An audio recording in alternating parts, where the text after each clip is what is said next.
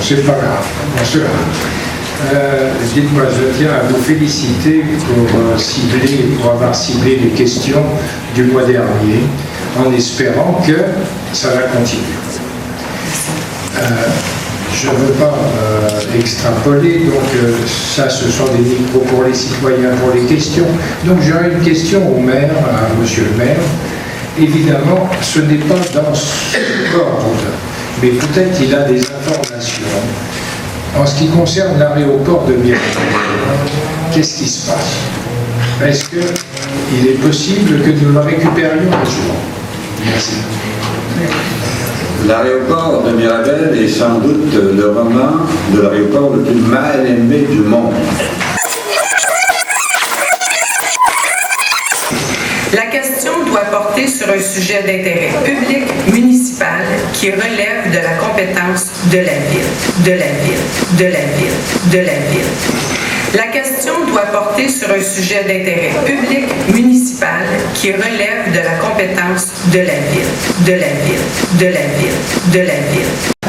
Je me souviens qu'en 1978, dans la salle du conseil justement ici, le ministre des Transports de l'époque, chez Denis de Belleval, était venu me rencontrer, accompagné des gens de Barret.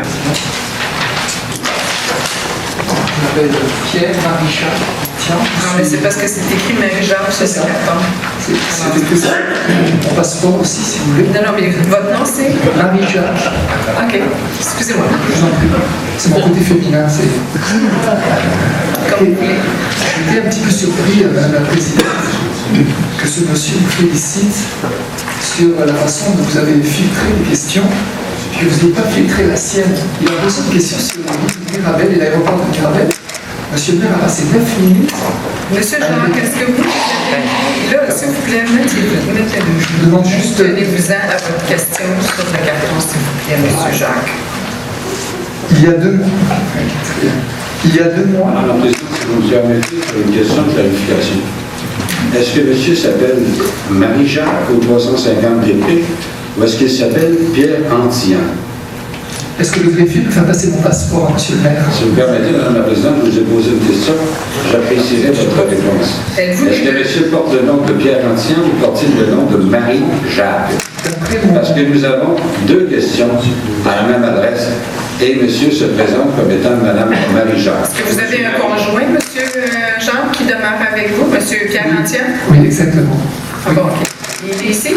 Non. Comment ça se fait que j'ai un crayon? J'ai un carton pour lui. Il n'a pas pu venir. Ben écoutez, s'il a déposé un carton ce soir, c'est parce que vous êtes venu antérieurement avec... Vous avez vu la calligraphie, c'est pas la même. C'est pas mon écriture. Je l'ai apporté tout simplement. Je pense qu'on perd du temps. On a perdu 9 minutes avec l'aéroport de Mirabel. C'est parce que vous êtes venu à d'autres réunions antérieures et vous vous êtes présenté comme Pierre Antian.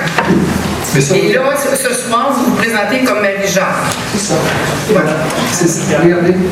Écoutez, regardez, M. Jacques, posez votre question, M. Jacques, et comme M. Antian n'est pas ici, je cancellerai sa question. Alors, allez-y. Il y a 2 mois, M. Vaillancourt nous racontait ses longues marches à travers la ville pour mieux palper sur le terrain les besoins de la population. Je tiens d'ailleurs à leur féliciter pour l'exemple qu'ils donnent sur l'importance de toucher. Nous aussi, on a un donc, à un moment de son récit, j'ai trouvé étrange et flou l'interprétation qu'il a donnée de certains espaces urbains. Je m'explique. En parlant des bordures et des trottoirs, il nous a longuement expliqué que certains quartiers avaient une tradition de trottoir, comme Chomédé et la Vallée Rapide, tandis que d'autres avaient une longue tradition de bordure. Puisque dans certains quartiers, ce ne sont plus des champs qui bordent les rues et que de nouveaux zonages peuvent désormais accueillir dans ces nouveaux développements de nombreuses familles avec enfants Et puisque ça doit faire aussi assez longtemps que notre maire ne pousse plus les carrosses avec ses passagers à bord, peut-il réviser ces traditions d'une autre époque en adoptant des mesures responsables et sécuritaires pour qu'il y ait davantage d'espace pour protéger nos enfants? Alors, merci, monsieur. Vous pouvez reprendre votre siège, monsieur Jean. Monsieur le maire.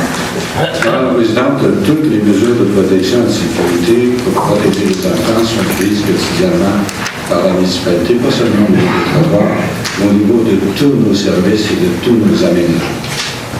Alors j'espère que M. Marie-Jacques a sa réponse. Monsieur Rénal Adam. Bonsoir, Madame la Présidente. J'ai deux questions. Oui, allez-y, posez vos deux questions, monsieur.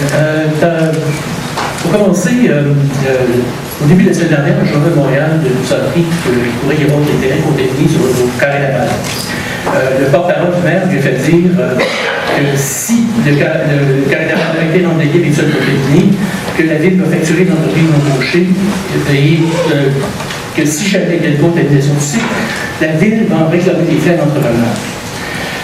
J'ai trouvé sur Internet une lettre du ministère du Développement durable de l'Environnement et des Parcs datée du 20 juillet, destinée au directeur général de la ville, qui dit que la ville de Laval a reçu des constats d'infraction le 15 décembre 2003 et le 22 juin 2004 en tant que propriétaire du site pour l'entreposage de sols contaminé.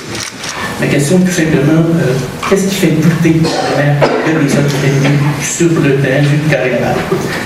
Ma deuxième question, elle fait un petit peu au rapport de chez nous, surtout dans la mesure où il y a été question des extras chargés par des firmes de génie conseil pour les travaux publics. À Laval, on n'est pas étranger à ça. Un exemple, c'est qu'en mai 2006, pour les travaux d'installation d'égout de la Sensible Avenue, l'entrepreneur a demandé 86 000 $ en extra par l'entremise de la firme Texult qui gérait le projet, qui est à l'administration du projet. Et l'entrepreneur, c'était vraiment une excavation.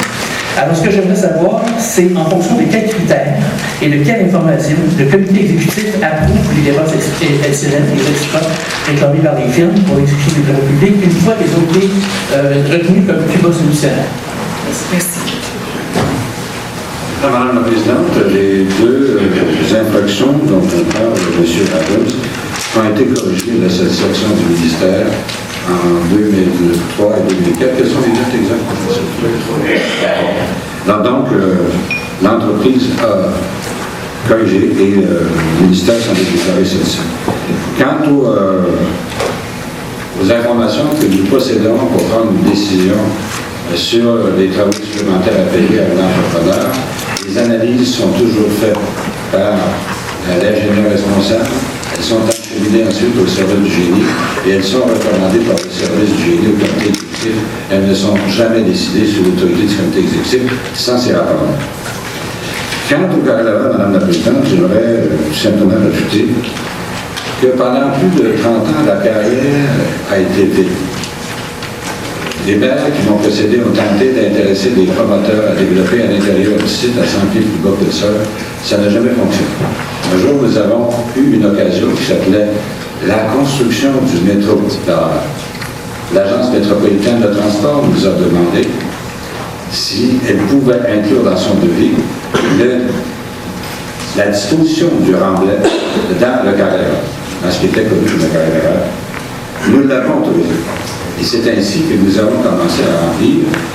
Quand on regarde tout le transport que les corps publics ont sauvé, que ce soit le gouvernement du Québec, son ministère de Transport, à travers les différentes étapes de travaux qui s'en est servi, si on considère aussi la municipalité et le corps public, nous avons économisé facilement 6 millions de dollars sur des travaux qui étaient à long terme en remplissant notre carrière.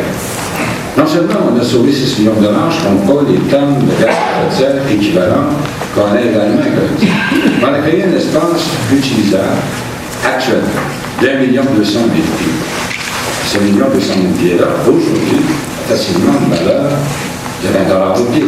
Donc, on a créé une valeur à la fois en économie de transport et en récupération, en requalification de l'espace, d'à peu près 30 millions de dollars. C'est une bonne nouvelle pour les Labradois. Et j'espère que ceux qui s'y intéressent au dossier feront comme moi, nous aideront à compléter. Nous avons des travaux en cours au cours du printemps prochain, la création d'un grand bassin, entre autres, qui va nécessiter probablement 3 à 5 000 voyages de transport. On prend notre tête, on va aller dans notre trou au plus grand bénéfice de la requalification de ce site. Je vous remercie. J'aurais de multiples questions à poser, mais j'en ai juste 2. Donc, je vais savoir, on est dans un mouvement de collusion. Là, je ne sais pas qui est-ce qui va tirer ça au clair un jour, mais je voulais savoir pourquoi des allégations sont formées au sujet comme quoi que le Parti pour la Labradois aurait facturé 1 600 $ pour détruire des documents qui ont été facturés aux contribuables. Première question. Et votre deuxième question? La deuxième question, si mon souvenir est bon, elle se rapportait à la décision de garder l'ancienne vérificatrice générale pour avoir un emploi auprès ou proche ou dans le conseil de ville de Laval. D'accord. Merci, M. Pelletier. Vous pouvez regagner votre siège. Vous pouvez regagner votre siège, M. Pelletier? Non, vous allez vous asseoir une fois que vous avez posé vos questions. Merci. Monsieur le maire. Alors, je dois informer M. Pelletier que nous n'avons pas détruit de documents municipaux.